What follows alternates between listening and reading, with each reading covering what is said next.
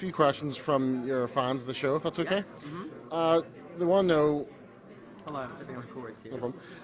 The fans want to know, what was your thoughts when you first heard the concept for the show?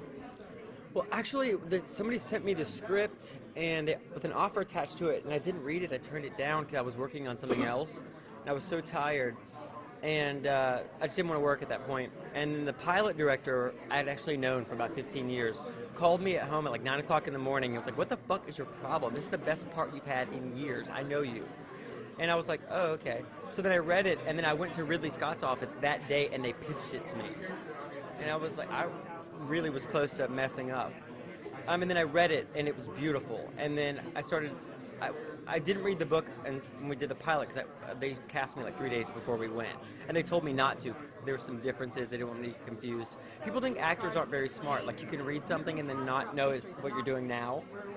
I mean, I was like, I majored in English at Cambridge. I think I can read a book and then know that's not what I'm saying. But anyway, but then also I realized that our executive producer is Philip K. Dick's daughter. And I met her on my first day at work, and I didn't know who she was. And she came up and she's like, "When you got cast, we went out and celebrated." And then it started to dawn on me. He died before he saw any of his books become movies. Ridley Scott said that he saw a rough cut of Blade Runner, but there's also people who say that he didn't. Regardless, he wrote Total Recall, he wrote Minority Report, he wrote all these things that we come to know as like staples of sci-fi and never saw them realized in a film. That's an obligation to this writer, to this guy that gave us so much, to make sure that we don't mess up the world that he created. And we're aware of that. Okay, well, playing a part in an alternate reality, how does it feel comparing that to the world we live in now? Well, what we deal with I live in the Japanese Pacific states on the West Coast in the show, and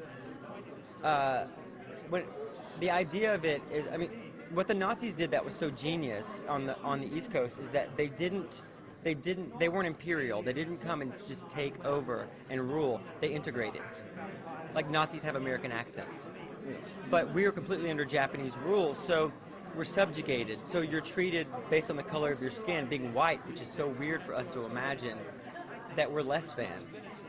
And so little things like walking down the street, you could be shot by not bowing to an official or making direct eye contact with somebody. And that happens actually in the show. We explore that more in the second season. And so your body language is different, and you feel small, and you feel and you just feel differently about yourself. And it echoes now. I mean, now with all of the sort of racial unrest that we're having, like, I get it. I could never really get it, but I can kind of see into it. Relate to it. Yeah, yeah. Okay, well, all right, thank you. That's good. Brother. Thanks again, thank you.